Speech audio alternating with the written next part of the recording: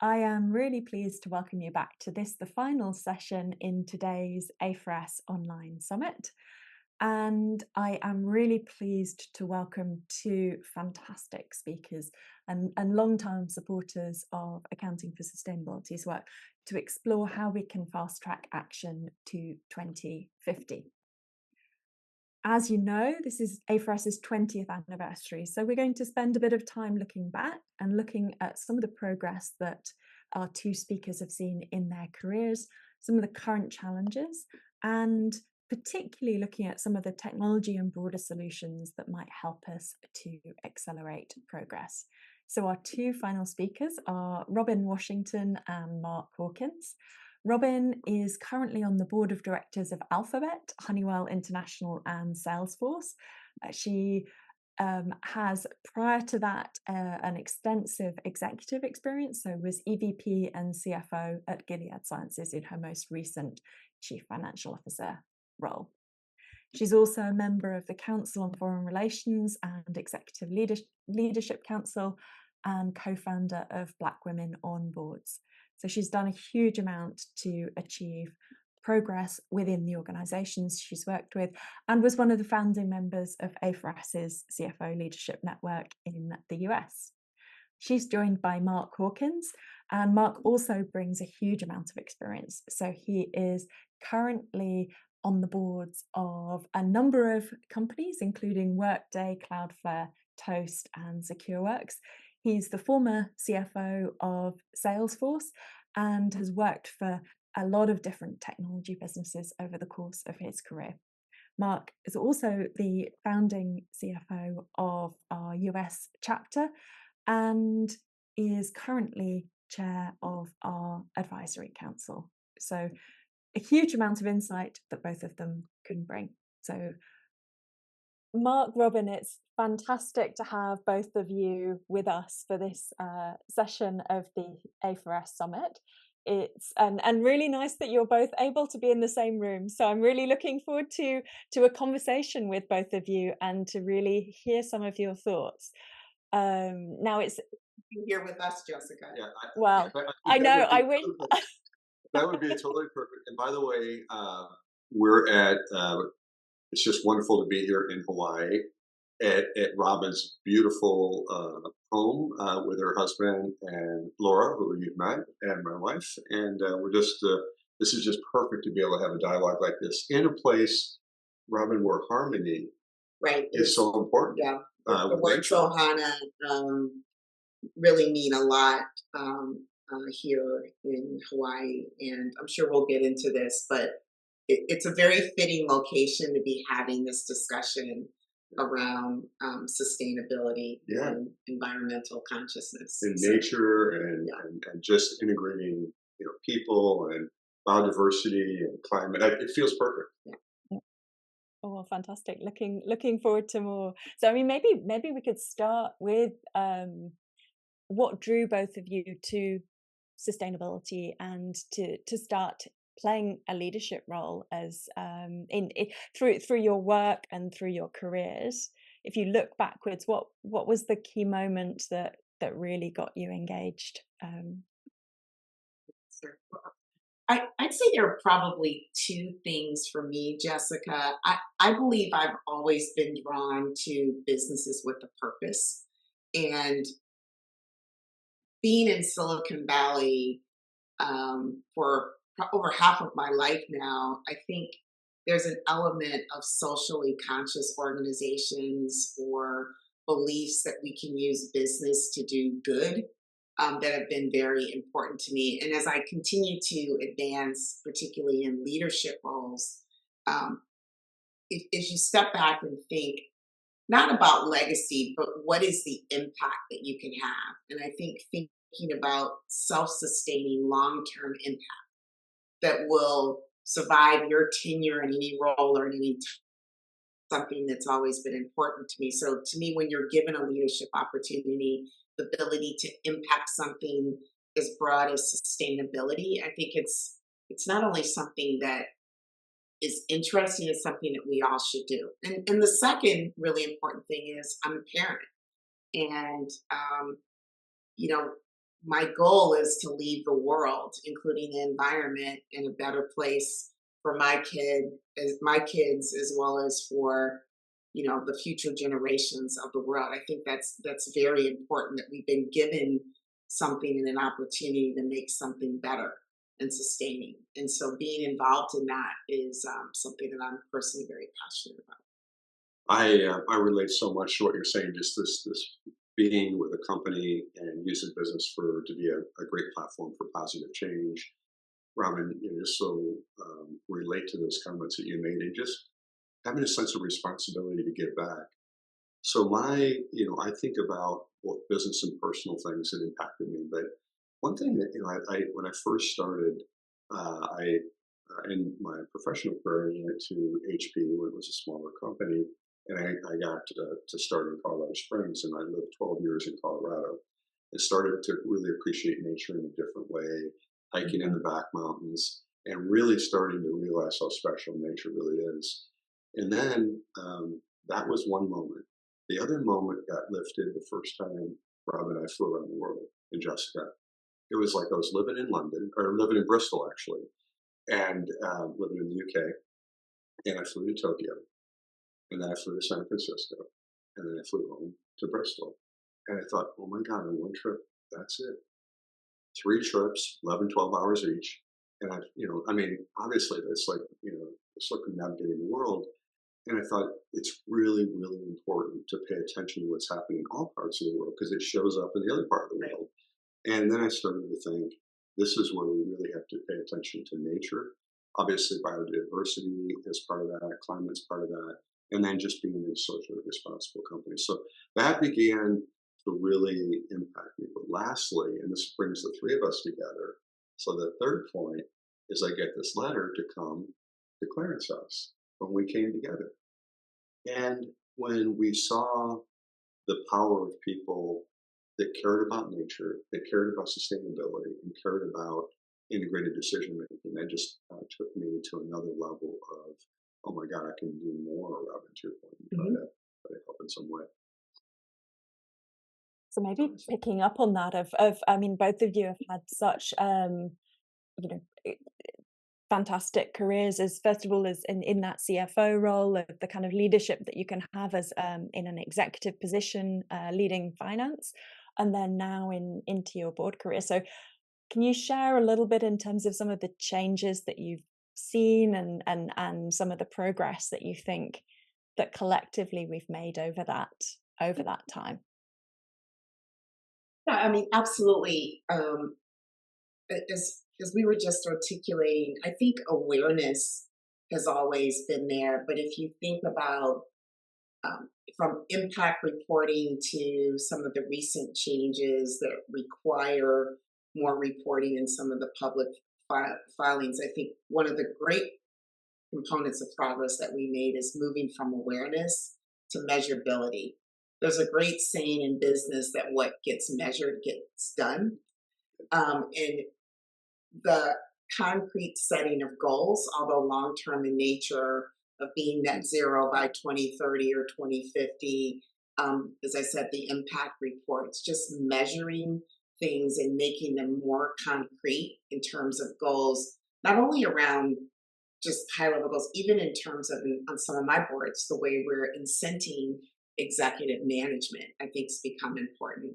The last area I'd add to that, Jessica and Mark, is stakeholders. One of the things that I've seen become more important, not only to our shareholders, because I spend a lot of time in my board roles and in my former CFO role of talking about impact. But I think if you think about communities, if you think about employees, I think there is much more consciousness around environmental sustainability across the entire stakeholder community. People want to know what impact businesses and organizations are having on our overall environment. And I think that awareness, that measurability, and just that broader consciousness are all great steps of progress that we're seeing. Yeah, I completely agree. And, it's hard to, like this whole saying that you can overestimate what you can do in a year and underestimate what you can do in a decade or a couple decades. I think there's been real progress. Now, we also know we need to make more progress and keep increasing the clip of progress, but that's part of progress and change. And so I think that when we look back, there's a lot to be encouraged about. Back to Robin's point, the idea of more reliable data. It's not perfect. More, convergence of standards. It's not perfect, but we're making progress. We have TCFD, we have TNFD happening. We have ISSB happening. We have convergence with regulatory and reporting bodies that are trying to move in a direction, Robin, to your point, to have more reliable data, to have better standards, and to set the expectation. And even regulatory. You and I had a great discussion. I'd love to unpack that a little bit about, like, we now have, the SEC has a regulatory stance on climate reporting.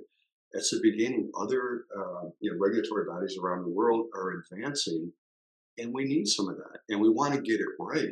We might want to talk a little bit about that. Right. But I think we can look back and say we are definitely making progress. We have academies, we have people learning, but at the end of the day, I'll remember, and I've shared this with you two before, but when I met with Ban Ki-moon at Salesforce, who was involved in a lot of the climate initiatives and the Accord, I asked him, how do you solve complex problems?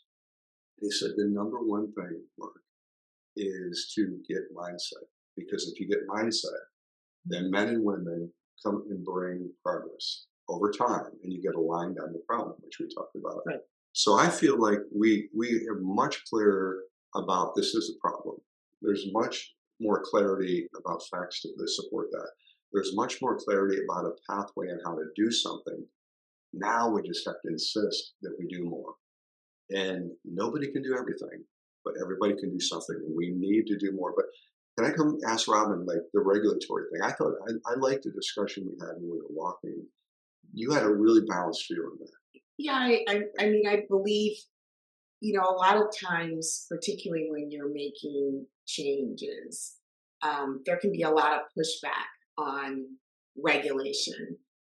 We're seeing it, both of us spend a lot of time in the technology field. We're seeing a lot of debate around just things like generative AI. But I think back to that correlation or the collaboration. I think regulation can drive transparency, visibility. It can raise awareness. It opens up the ability for organizations, governments, the educational institutions. We're seeing a lot more focus and investment in that area to really step back. And for something as holistic and as far-reaching as climate, I think it's an important pillar that has to be involved in the discussion. And what we're trying to solve here is long-reaching.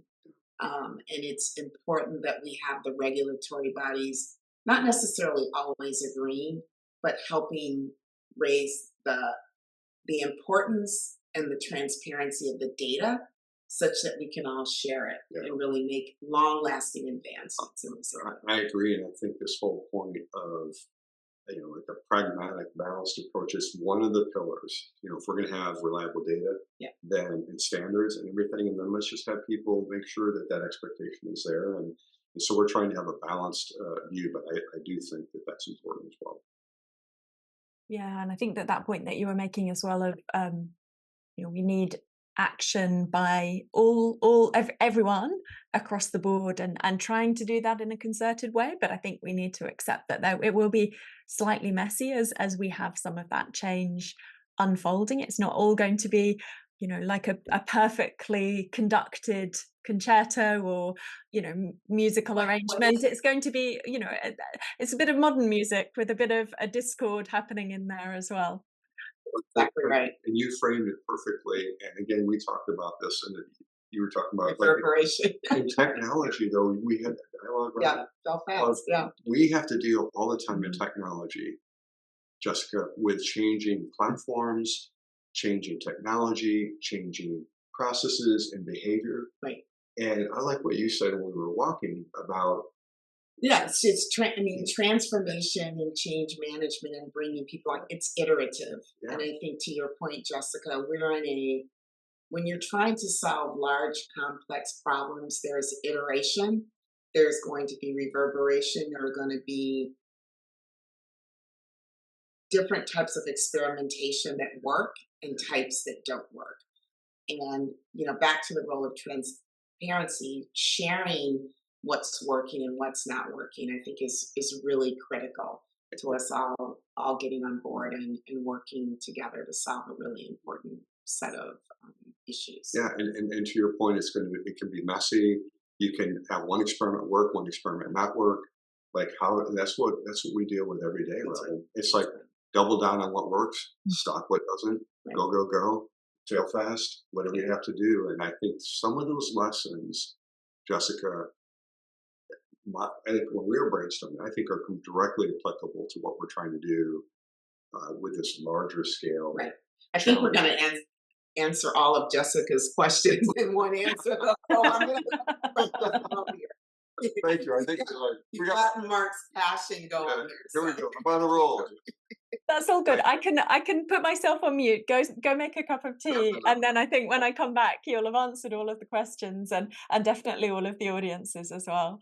But maybe just pivoting slightly, I think that I'd love to come back to actually some of those themes a little bit later on, because I think that you were touching there about some of the attitudes that the technology industry in relative terms is actually such a new one, that I think that there is a mindset that comes through, that actually there can be a lot of lessons that we can learn from that approach to innovation and pace and speed, and how to drive change from the technology world, that I love to unpack a little bit, as well as actually where you see some of the opportunities for solutions from that world. But before we do, can you just share maybe a few examples, whether from your time as CFOs or now that you're on board roles, maybe a few kind of tangible examples where you've seen finance really helping to integrate and drive action around sustainability? Are there a few areas that really that you were either proud of, or you felt really drove the kind of step change that we're talking about? Reflecting on that question, Jessica, it did, Mark mentioned it earlier. I go back to my first involvement, particularly with A4S, at that meeting that we had with His Majesty at Clarence House.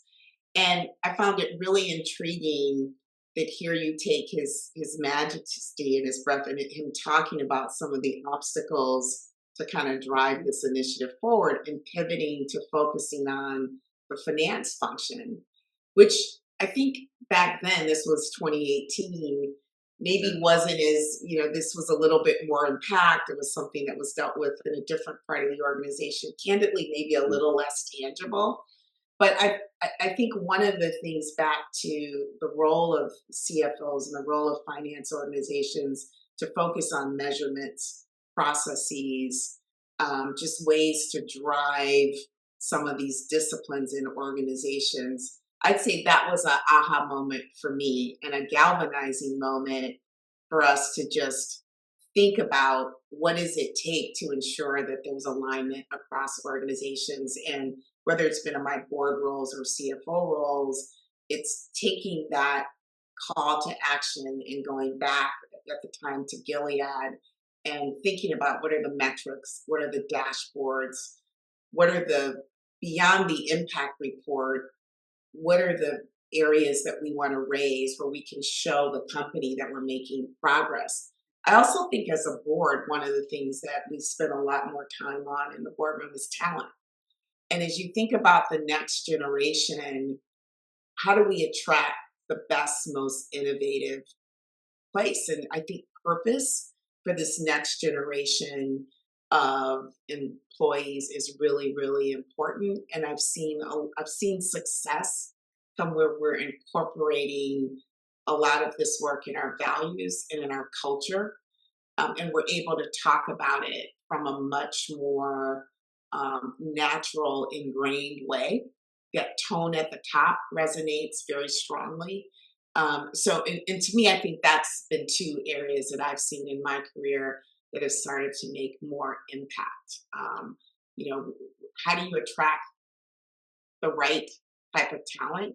You have to have purpose incorporated in what you do. And again, the ability to measure these things, um, these various standards are things that we're able to talk about in terms of just making a difference. On one of my boards, energy sustainability and the energy transformation is one of our core pillars around business. So, our business opportunities for growth, ways to support our customers. So, again, I think in my role as a board member and as a financial person, we've been able to really come up with very tangible, measurable opportunities to really make a difference in all these Yeah, areas. I mean, there's so many ideas come to mind when you describe that, Robin and Jessica. And I think about going from, oh my gosh, we have a mindset, we understand there's a need. But when I step back and I just think about the journey, I'm going to speak roughly in my prior capacity when I was the CFO of Salesforce. You back to your point on the impact report, and we dialogued about this a little bit. We had one 10 years ago. Now, today, if you don't have an impact report, it's unusual now. 10 years ago, we had people like Ernst& Young looking at that, and just we were trying to find their way. Yep. But it tells you how expectations are rising. And so finance, when I remember when that started to come out, we started to have actual math about the energy we were using.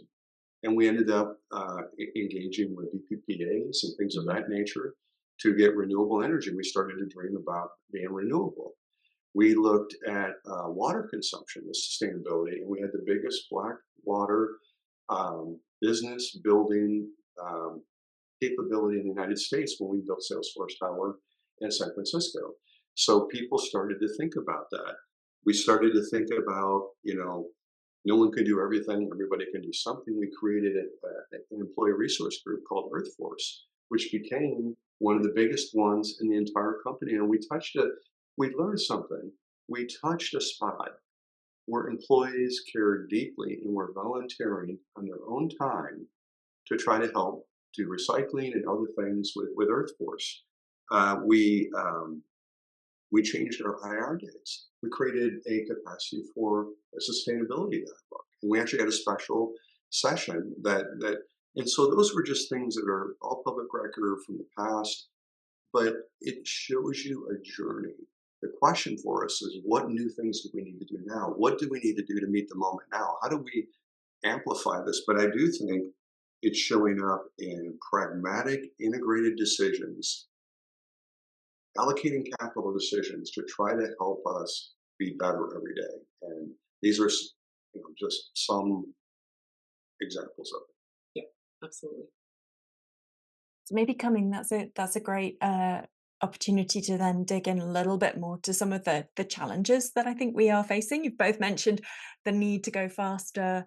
I think we see as well that shift from awareness, from a question of why or why me, what can I do, to how. Much more of a focus on needing some of those tools, but then also other barriers that are coming up, and maybe some of the pushback that organizations are finding as they try and move faster. So I'd love to get both of your thoughts on how you see some of those challenges now that both of you or the organizations or some of your peers might be facing, and how you're navigating through those challenges, whether there's any advice that you could share. Sure. So, when I think about the challenges, I think about, how do we be, increasingly more sustainable with energy requirements going, skyrocketing in the world. When you look at what's happening with AI and Mhm. EVs and crypto and that type of thing. So on one hand, that's a huge challenge. On the other hand, it's an opportunity to really make sure that all that incremental energy capacity is green. So we need expansion. It doesn't mean we can't use alternative energies. Mhm. I know we chatted on that, Robin. But I do believe it's really a chance where people are going to spend money, and maybe a once in a generation time. Let's get that expansion now and take advantage of making progress. I think it's a challenge because we have to have energy, a growing capacity, but it's also an opportunity to reshape the mix to be more green, I think is one thing. I think we need to continue to try to, Robin said it, right? I think reliability we talked about. I think you said accountability. Hmm. Uh, we need to keep taking that path is not done.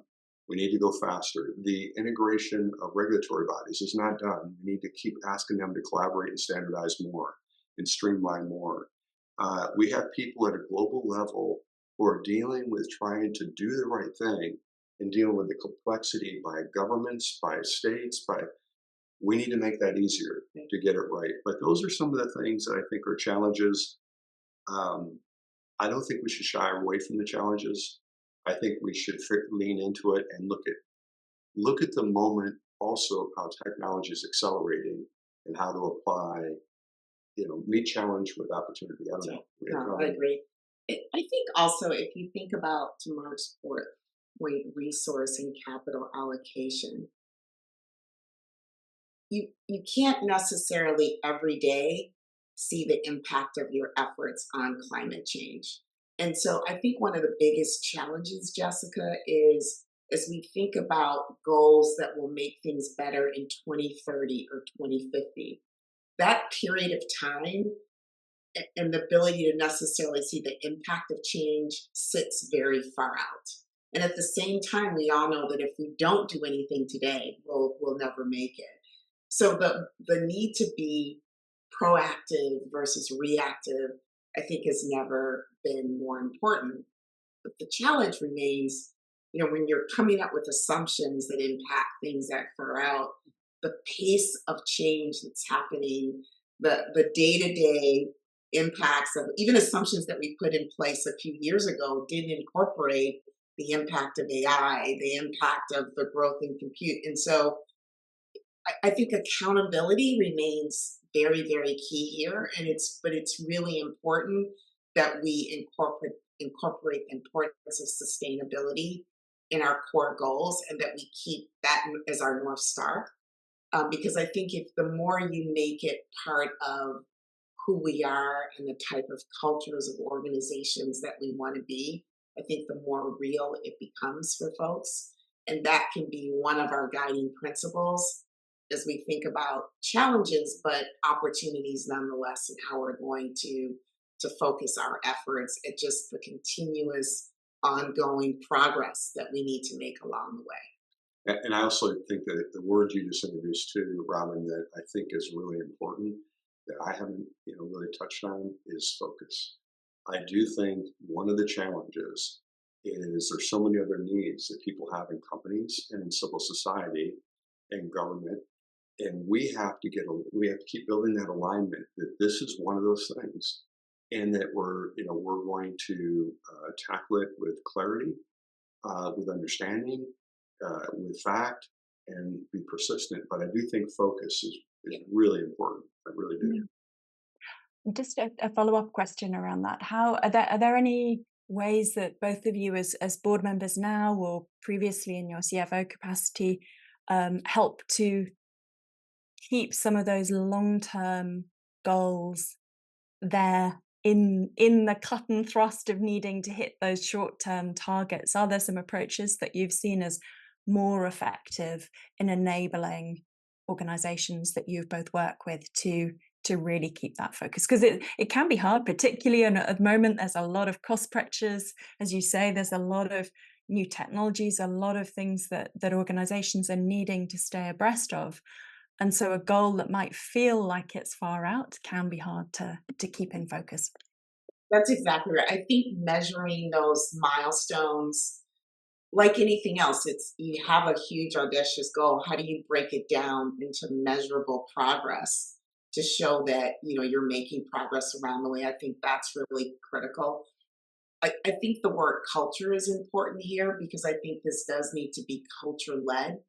Why is this important? And it doesn't mean that you're always going to make every specific milestone, but the why we're doing this and the ultimate benefit longer term, I think just ensuring that that's continually elevated is also another important aspect to success. I agree, and that the persistent reiteration of what we're doing and why we're doing it, and never just being tenaciously redundant on this thing. Because when you're moving an organization, when you're moving a company, a country, a continent. I just think it's important to have a, just a clarion view of what we're trying to get done.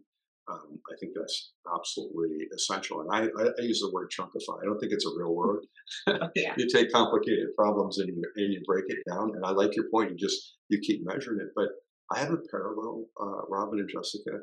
When people first look at sustainability, that they start to intellectually get this is really important.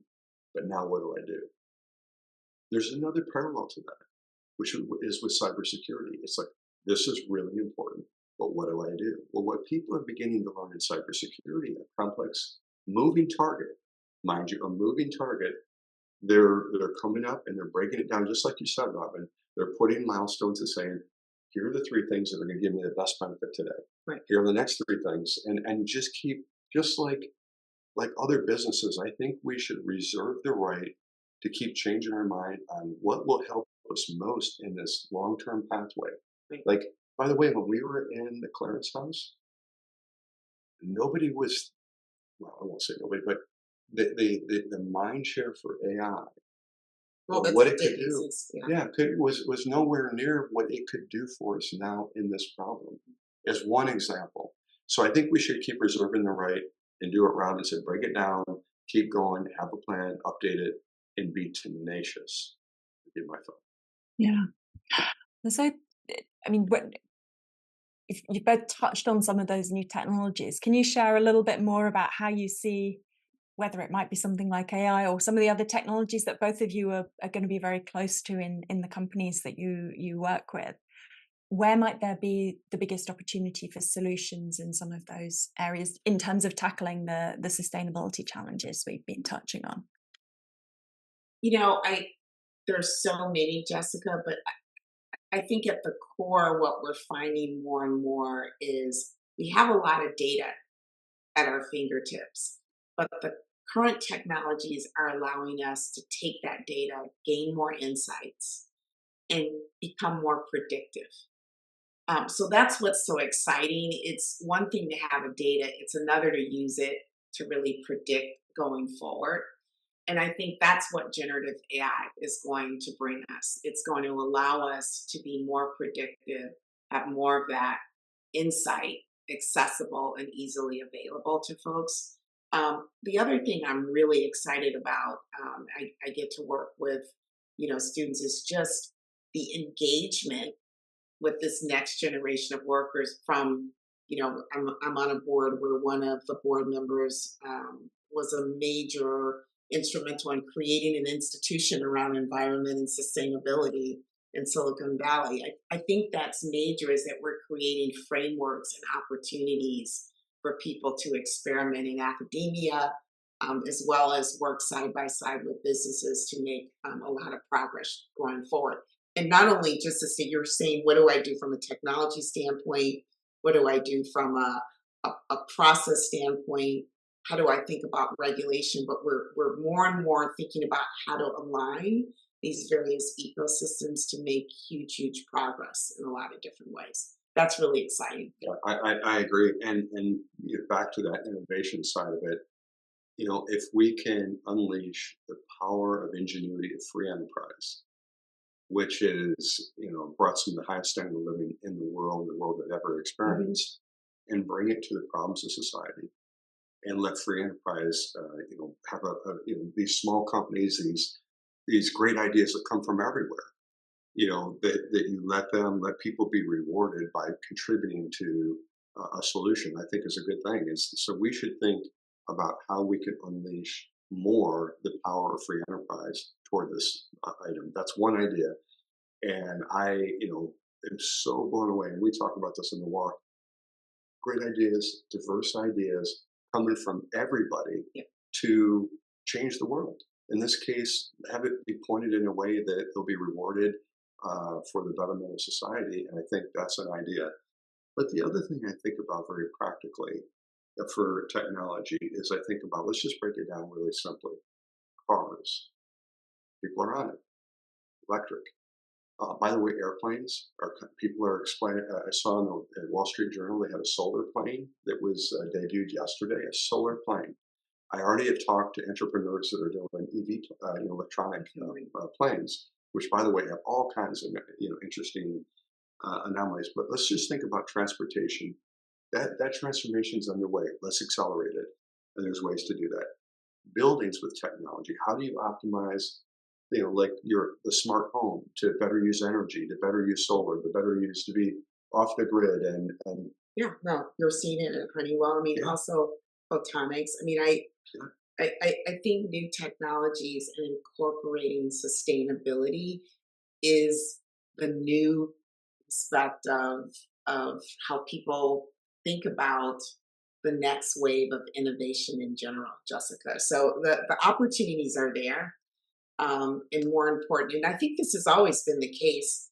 It's not necessarily, that, not to criticize large companies, but it's typically the innovation yeah, comes with folks that take a beginner's mindset and just a different paradigm in how to approach things. yeah. And I think the receptivity to those type of ideas now resonating with larger organizations and supporting and funding them, it's never been stronger. So I feel the momentum is there, and we talked about the technologies earlier. I think that the technology is only going to allow us to advance those ideas and harness the data and things that are going to make a huge difference going forward And for I'll us just, globally. I agree. Just put a pin in it. One last thing that, from my standpoint, Jessica, is we said free market and incent and engage the bright minds of the world to help us with this.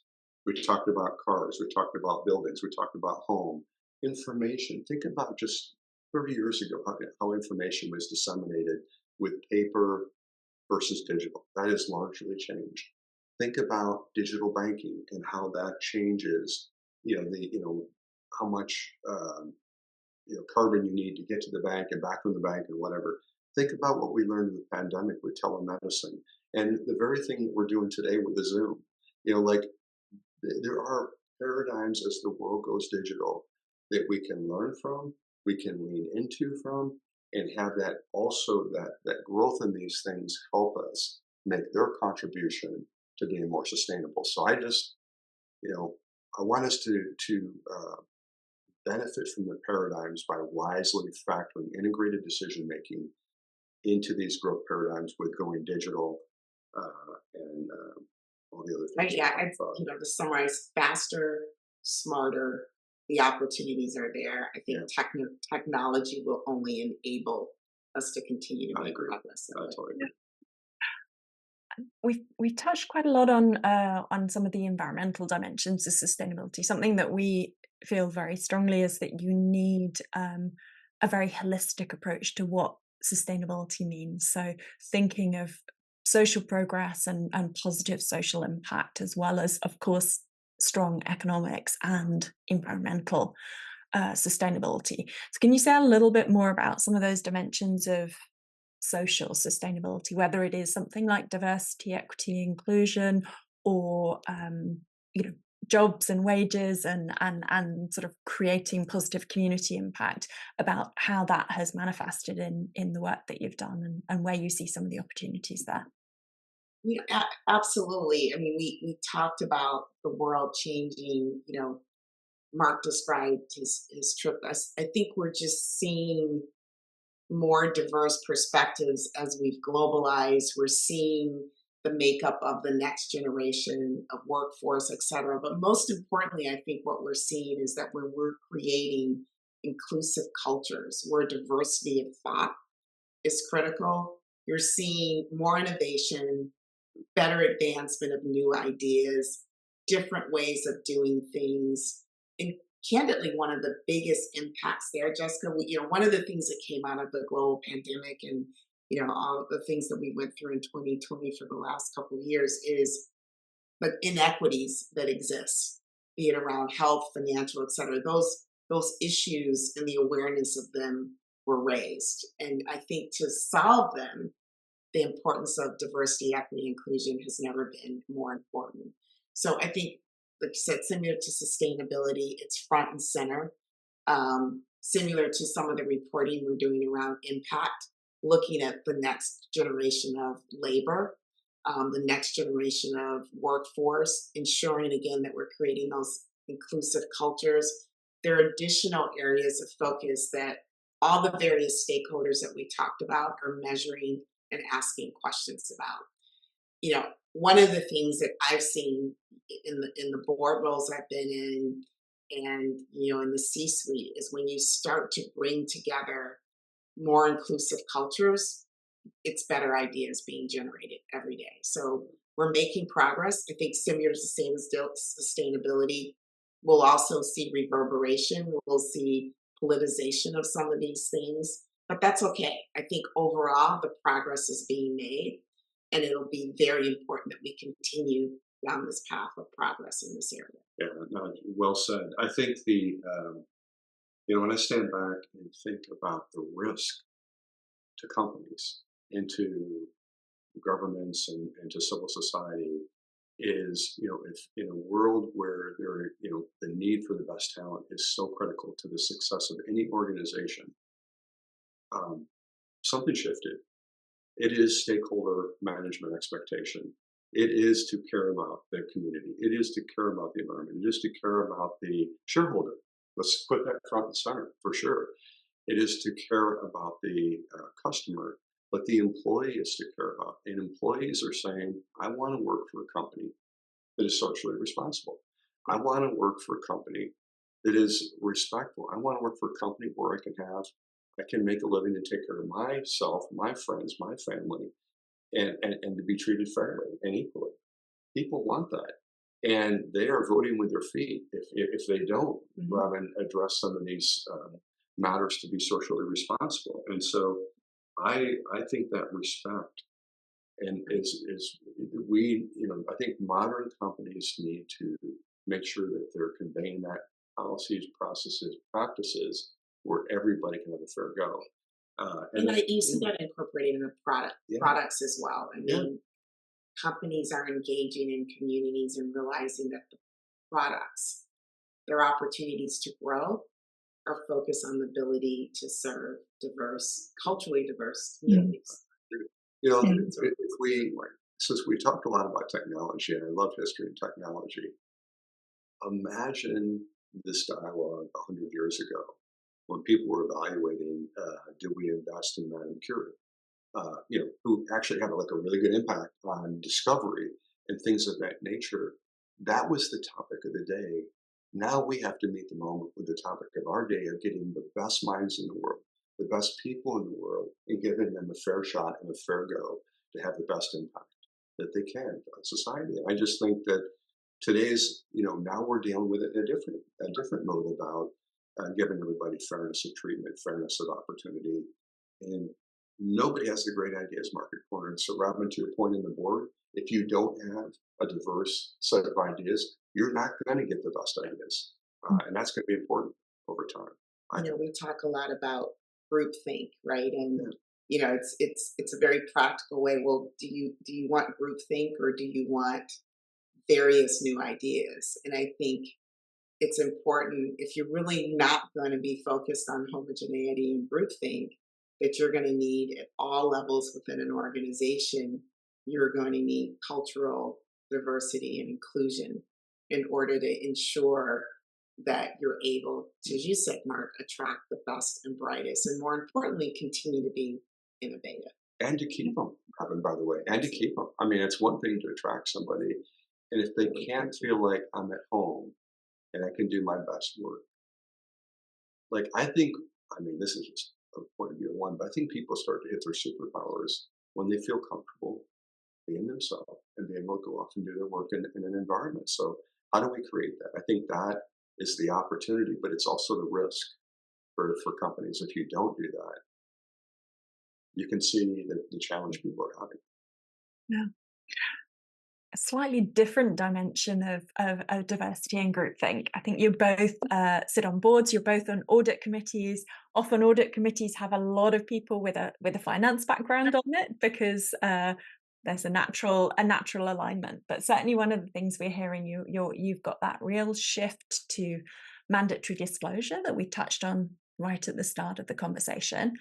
And quite a lot of the teams that we speak to are doing a lot of work to engage with their audit committees and the audit committee chair to get the board as a whole, but particularly the audit committee, comfortable with the fact that often sustainability information and data is not up to the same quality yet and robustness as financial data. It's collected in very different ways, often a lot more assumptions involved. You might have things like restatements. Can you say a little bit about, from that board and audit committee perspective, when it comes to something as specific as data and sustainability reporting and disclosure, how you guys are approaching that in your own roles and bringing the other board members with you to feel comfortable? You touched on something that's really important, who sits around the table at an audit committee. And I would say if you think about expansion of committee roles and responsibilities, audit, I think, has taken on a lot from cyber to now mandatory sustainability reporting to a lot to risk management, et cetera. And I would say the best audit committees, we talked about diversity of thought, consist of not only people with financial backgrounds and qualified experts, but other people that bring different perspectives to bear. And most importantly, are able to step back and answer the question, well, what does this really mean? So I think the makeup and nature of audit committees will continue to evolve and change. But I would also add that particularly around these issues of sustainability, there's a lot more cross sharing around the various committees. For instance, at Salesforce, where I serve as lead independent director, we created a cyber and privacy committee to deal with data that's looking at AI, that's looking at regulatory and all these other areas. That committee, we look at sustainability in nominating and governance committee, but all of those kind of come together, like you said, around the reporting and audit. But there's a lot more cross sharing across committees that need to happen with the increased complexity and the need of the accuracy of the data that we're working with and starting to report on. To your point, it expands the financial systems and starts to touch upon a lot of different areas in the company. And the role of the audit committee is to ensure that there is some type of process, auditability, transparency across that. But the need to interface across the other committees has never been more important these days. Yeah, I just would add, and I really like Robin's comments. I think I'm going to even take it to another level. I think a board member, my thesis is that a board member needs to bring more than, like, let's say, one level of deep expertise that Yeah, they need to, multiple dimensions. you know what I mean? Yeah. And they need to be able to weigh in on anything that's impacting the company and the well-being of the stakeholders. And I think they need to be a continuous learner to keep growing and meeting the moment to a rapidly changing world. So I think in our case, in the audit committee, you do have to have a deep technical experience. But I think by definition, one of the things that should help over time, Jessica, is to have people that are broader and bring different ideas to your point that we talked about. The second thing related to that is that I'm reminded that with sustainable reporting, you tell me how long we've been at this, 10 years, whatever, optimistically 15 years, whatever, for the people that were super early days. And how long have we done financial reporting? Well, is it from the beginning of the Industrial Revolution or before? So now what we need to think about is how do we not take that as a daunting challenge, but a grand opportunity to leapfrog completely to where we need to go. There weren't audit firms that could provide assurance back, at the Industrial Revolution. Like we need to look at the infrastructure that's been created for financials and figure out how we can leapfrog to take sustainable reporting faster. We need to look at digitization and how to go faster. We need to look at AI and how to go faster, and not try the slow path of 300 years to try to develop a more refined quarterly reporting system with standards. We just need to redefine what's Right. possible. But I do think we have made a lot of progress in these areas. I mean, there are firms out there that do have the experience and background that I think are helping partner with companies to come up with ways Right. to Yeah. understand that the data may not be as accurate, but how do you create a framework that gives you some sense of comfort Yeah. on what you're reporting on?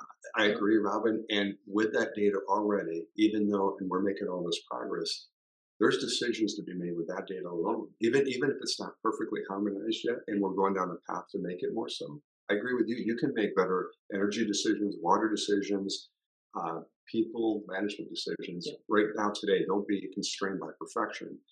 Um, yeah, that's what I think about it. And I see a lot of people feel like, hey, like, there's some work to do. Well, the best time to plant a tree is 25 years ago. The next best time is today, right now. Well, let's go. Yeah. So I think if we do look to the future, are there some tips or some thoughts that both of you have of how we can move faster and move more rapidly to achieve progress? Because we have got quite a narrow window to really take action, particularly when it comes to some of those environmental challenges. So what are some of the key things that keep you excited about that pace of change, or some recommendations, some lessons that you think we could take to go faster? One of the things that Mark and I talked about in preparing for this, Jessica, is just being practical. And also realizing that you're not going to get it right the first time, but it doesn't mean that progress isn't going to be made. I think with all types of major shifts and changes, my fundamental belief as a board member, and I say it's the tone at the top matters, and ensuring that that you're focused on why this is important, and it doesn't mean that you're going to get it right the first time, but that it's a priority. And I think it has to remain a priority. So ensuring that you have that right tone, that you're. I love postmortems. What did we get right this time? How can we reiterate to move faster, to move better? What type of tools do we need? What type of inferences can we be made from data? You're not going to always, past is not always reflective of what the future is going to be. But how you leverage that data and use it to make inferences is important. But there are going to be points of time in this transition that we're not going to have all the relevant data directly at our fingerprints. I mean, I should say directly in our fingertips, right? But how we make that change and how we make that transition, we're going to have to use our intuition. We're going to have to use our best guess, and we're going to have to continue to move forward. And again, I think the tone that we set is what is our long-term objective and what are the milestones along the way are going to be increasingly important to make progress. Because as you said, there are urgent, pressing issues that if we don't continue to move forward, what we don't want is to reactively be to having to respond to a crisis. Yeah, I agree. I think persistence in culture, persistence in vision, just tenacious in that way, and then to not let perfection be a barrier to progress. Keep raising the expectation and what we can do rapidly and dramatically, but just keep making progress right along the way. Today, tomorrow, just keep insisting that we go from admiring the problem or understanding the problem to doing something about it, and keep reassessing if the problem's changing. And I like your QBR kind of approach, Robin, but have the level of candor that, like, hey, this was a setback, and acknowledge, and this is progress, and let's go. But lastly, it's let's not solve today's problem with yesterday's solutions and yesterday's capabilities. Let's take full stock of what we have in front of us today and apply it. And let's do that a year from now, and 5 years from now, and 10 years from now. Keep leaning into the future. And me, I'm a pragmatist, but I'm also, I never underestimate the power of what ingenuity that mankind can do with the right alignment, Right. and with the right mindset. Um, And, I think one of the important roles that I've come to find as a board member, it's asking the questions. You can get very enamored with the data yeah, and information of the past. But this is an area where I think the role of board members is really important to not only look at the data today, but ask the question, if the goals that we've set for 2030 or 2050 are to materialize, what are the obstacles that we're facing today? And what are the metrics that we're using, or is there something different that we're going to need to do to be able to stay on track? And it is sometimes asking those provocative questions that allow management to think a little bit differently or move out of the sense of this is what I'm reporting on to stepping back and looking bigger picture and saying, if what I'm doing today isn't going to get me to where I need to be, what needs to change? Yeah. And I think it Yeah. is the role of the board to work with management to think about the ability to be flexible, adaptable, agile, to make the necessary pivots and changes in a world that is evolving very rapidly, more so than I've ever seen in my Yeah, life. me too. And it's not going to slow down the pace of, speed up, if you will. I like what you kind of touched on, Robin. It's like if you ask, Jessica about like in technology, I don't think like startup founders rarely had all the data, perfect data, but they let the data they had collide with their intuition. They made decisions, and at your point, they were scrappy, they pivoted, they adjusted, but they didn't sit there and wait to do something either. Like there's got to be some combination of learning there that can be applied here. Or take the data we have, let it collide with our intuition. Let's get a plan. Let's adapt a plan. Let's adjust the plan. And I think some of these best practices are very relevant as we look to the future. I think you've both probably shared quite a lot of different examples there, but I think we're sadly pretty much out of time. So, can I ask each of you just to share one final thought of, if we are looking back in 20 years, what is the key takeaway that you want to leave the audience with, so that we won't be looking back with regret, but we will have realized some of those goals that we've set now, and overcome some of those hurdles that you were both just touching on. Well, I'll give you just one thought. Robin touched on, don't you want to have a positive impact and leave things better than you found them? I think it's just such a powerful thing. And for me, it's also a question of, are you there to meet the moment when there's a real need? And are you on the right side of history when you look back 20 to 30 years from now? Because, one alternative scenario is that people don't do enough, and we'll get there eventually. But then, the toll of not being wise and navigating in a positive way for our community and our humanity is one thing. But the other side is to do have an impact and to do what you truly can, and maybe do more than what you think you truly can to try to help us go down the right path and be on the right side of history to meet the moment. I think we all should think about this. Anybody that thinks about their community, their families, or whatever, like, don't look now, but people that are, have the ability to have an impact should do it. You don't want to have regrets, I guess, is what I would say. And I'd only add to that, Jessica, is, one of the things that Mark and I both have a great history with Salesforce. And one of the things we talk about a lot is business is the greatest platform for change. The environment that we're working in today is very, very complex, but you have to take a multi-stakeholder viewpoint, and realize that it's multidimensional what we're dealing with. So resiliency, agility, most important, it's leadership. And being a leader in this environment means taking a position, setting a direction, ensuring that you've got a sense of a culture or a sense of a purpose that matters. As we talked earlier, it's going to attract the best, it's going to retain the best, it's going to allow you to continue to be innovative and, again, have real lasting change. And that's what leadership is all about.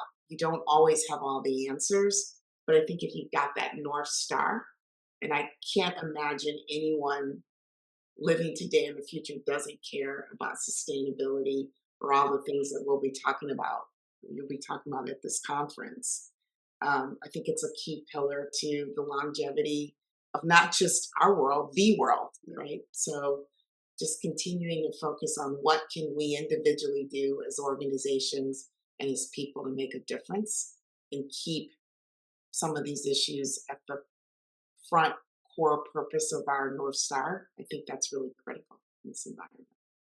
Fantastic. Well, that's a great thought, that North Star to leave ourselves on for this session and for the sessions for today's virtual summit. So thank you both, Robin and Mark. Always a real pleasure to connect with both of you and hear some of your thoughts and learn from the wisdom of your experience and the energy that both of you bring. Well, thank you for the opportunity, Yes. and it's fun. It's just been a joy doing this with you, Robin. So Yes, thank you. absolutely. Thank you, Jessica. See Fantastic. you. Thank you both. A huge thanks again to Mark and Robin for sharing such amazing insights and inspiration to help us all think about the kind of actions that we can take. If you missed any of the earlier sessions, then they are going to be available on playback for 30 days. So do go back and either listen again or catch anything that you missed. And of course, you've got access to all of A4S's guidance, which can help you to take action, some practical tips, tools, methodologies, and loads of case study examples. And you can access them through the link in the lobby. So we look forward to welcoming you back for future A4S sessions. And thanks again for watching.